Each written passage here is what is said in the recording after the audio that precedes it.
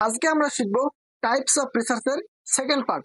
এর আগে আমি আলোচনা করেছিলাম যে অ্যাপ্লিকেশনের উপর ভিত্তি করে রিসার্চকে কয় ভাগে ভাগ করা হয়, আর আজকে আমি আলোচনা করব অ্যাপ্রোচের উপর ভিত্তি করে রিসার্চকে কয় ভাগে ভাগ করা হয়। অ্যাপ্রোচের উপর ভিত্তি করে রিসার্চকে দুই ভাগে ভাগ করা হয়, একটা হচ্ছে কোয়ান্টিটিভ রিসার্চ আর একটা হচ্ছে কোয়ালিটেটিভ রিসার্চ। আমি রিসার্চের ফার্স্ট ক্লাসে কোয়ান্টিটিভ রিসার্চ এবং কোয়ালিটেটিভ রিসার্চ সম্পর্কে আলোচনা করেছিলাম। তো সেই মূল আলোচনাটা কি ছিল, যে যে রিসার্চ করার সময় যেগুলো আমরা সংখ্যা বা নাম্বার দিয়ে প্রকাশ করতে পারবো সেগুলো হবে কোয়ান্টিটিভ রিসার্চ, আর যেগুলো নাম্বার বা সংখ্যা দিয়ে প্রকাশ করা যাবে না, তার গুণগত মান প্রকাশ করবে, সেটা হচ্ছে কোয়ালিটেটিভ রিসার্চ। আমরা আরেকটু জানি, একই জিনিস আরেকটু আমরা জানি যে কোয়ান্টিটিভ রিসার্চটা কখন, মানে যখন আমরা স্ট্যাটিস্টিক্যাল টেকনিকের ব্যবহার খুব বেশি করব তখন সেটা হবে কোয়ান্টিটিভ রিসার্চ। আর যখন স্ট্যাটিস্টিক্যাল টেকনিকের ব্যবহার খুব কম করব তখন হবে সেটা কোয়ালিটিভ রিসার্চ। খুব সিম্পল ভাবে যদি বলা হয় তাহলে যখন আমরা স্ট্যাটিস্টিক্যাল টেকনিকের ব্যবহার করব তখন আমাদের ম্যাথ আসবে, আর ম্যাথ আসলে কিন্তু ম্যাথের ভিতরে আমাদের নাম্বার সংখ্যা আসবে। তাহলে কি স্ট্যাটিস্টিক্যাল টেকনিকের ব্যবহার যদি বেশি করি তাহলে সেটা কোয়ান্টিটিভ রিসার্চ হবে।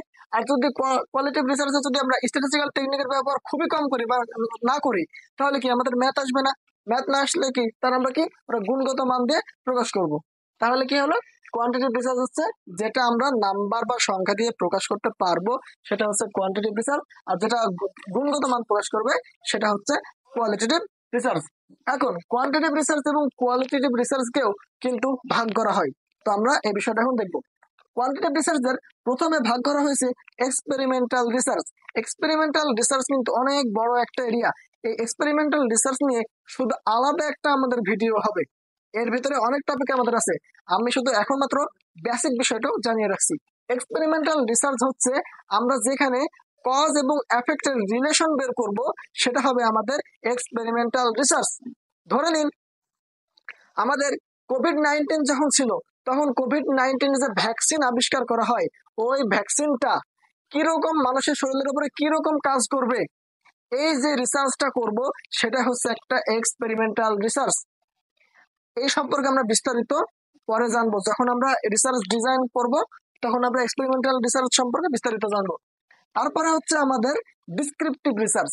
এর নামের সাথেই কিন্তু আমাদের মিল রয়েছে। ডিসক্রিপটিভ রিসার্চ কি, যে বিষয়গুলো আমরা ডিসক্রাইব করব, বর্ণনা করব, সেগুলোই হবে আমাদের ডিসক্রিপটিভ রিসার্চ। আসলে একটা এক্সাম্পল দিয়ে শিখি। ধরেন ঢাকার ভিতরে এক জায়গায় অ্যাক্সিডেন্ট হয়েছে।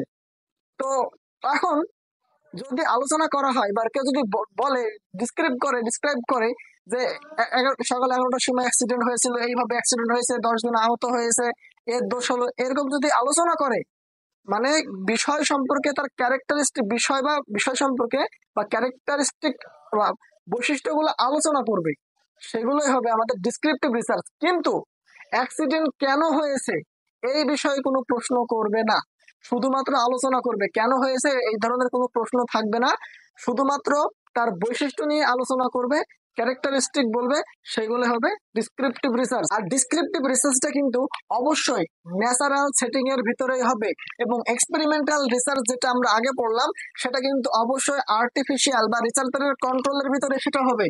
আর কো রিলেশনাল রিসার্চ জিনিসটা কি, এখানে কিন্তু নামের ভিতরে কিন্তু আমরা অ্যান্সার দেখতে পাচ্ছি। রিলেশন, দুই বা ততোধিক বস্তুর ভিতরে কি ধরনের রিলেশনশিপ আছে, মানে দুই বা ততোধিক বস্তুর ভিতরে কোনো কি রিলেশন আছে, যদি থাকে কি ধরনের রিলেশনশিপ আছে, রিলেশন আছে, সেটা বের করাই হচ্ছে আমাদের কো রিলেশনাল রিসার্চ। তো একটা এক্সাম্পল দিয়ে আমরা শিখি। মনে করেন যে সোশিও ইকোনমিক বা বাংলায় বলি সম্পূর্ণ, যে সোশিও ইকোনমিক অবস্থার উপরে নির্ভর করে যে স্টুডেন্টের লেখাপড়ার উপরে কোনো প্রভাব পড়ছে কিনা, বা যার অবস্থা খারাপ, যার অর্থনৈতিক অবস্থা খারাপ, তার লেখাপড়া কি ডাউনে যাচ্ছে, যার অর্থনৈতিক অবস্থা ভালো তার কি লেখাপড়া অবস্থা কি ভালোর দিকে যাচ্ছে। এই যে একটা রিলেশনশিপ আমরা রিলেশন বের করছি, যে একটা কমলে আরেকটাও কি কমছে, একটা বাড়লে কি আরেকটাও কি বাড়ছে, এই ধরনের যে আমরা রিলেশন বের করছি এটা হচ্ছে কো রিলেশনাল রিসার্চ। এবং তারপরে আছে আমাদের ডেভেলপমেন্টাল রিসার্চ। ডেভেলপমেন্টাল রিসার্চ জিনিসটা কি, সময়ের সাথে সাথে কোন বস্তু বা ব্যক্তির কি ধরনের পরিবর্তন হলো, আমি আবার বলছি, সময়ের সাথে সাথে কোনো ব্যক্তি বা বস্তুর কি ধরনের পরিবর্তন হলো সেটাই দেখাই হচ্ছে আমাদের ডেভেলপমেন্টাল রিসার্চ। হিস্টোরিক্যাল রিসার্চ কিন্তু আমাদের এখানেও আছে, সেটা কোয়ান্টিটিভ রিসার্চও হতে পারে, কোয়ালিটেটিভ রিসার্চও হতে পারে, সেটা আমরা শেষে আলোচনা করবো। এখন আমরা দেখছি কোয়ালিটেটিভ রিসার্চের ভিতরে এখন আমরা আসছি। কোয়ালিটিভ রিসার্চের ভিতরে প্রথমটা আছে ইথনোগ্রাফিক। ইথনোগ্রাফিক জিনিসটা কি? আমরা যখন কোনো বিষয়, কোনো কালচার নিয়ে, কোনো একটা নির্দিষ্ট গোষ্ঠীর কালচার নিয়ে যখন আমরা আলোচনা করব বা রিসার্চ করব, তখন সেটা হবে আমাদের ইথনোগ্রাফি রিসার্চ। ধরে নিন ঢাকার ভিতরে সাভারের মানুষজনের জীবনযাপন কেমন, তারা কিভাবে জীবনযাপন করে, এই নিয়ে যখন আমরা রিসার্চ করব বা এই কালচার নিয়ে আমরা যখন রিসার্চ করব, সেটা হবে ইথনোগ্রাফিক রিসার্চ। আরেকটা হচ্ছে আমাদের ডকুমেন্টারি রিসার্চ। ডকুমেন্টারি রিসার্চ কি?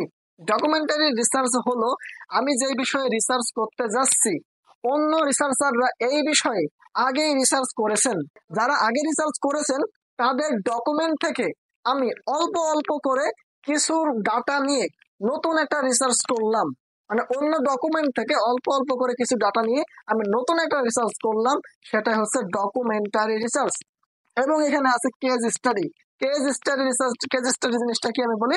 কেস স্টাডিটা হলো, কেস স্টাডি হবে খুবই ছোট্ট একটা গ্রুপ বা একটা স্যাম্পল, একটা ছোট একটা গ্রুপ বা অর্গানাইজেশন বা ইনস্টিটিউশনের ভিতরে যে রিসার্চটা খুবই গভীর ভাবে করা হয়, সেটা হচ্ছে আমাদের কেস স্টাডি রিসার্চ।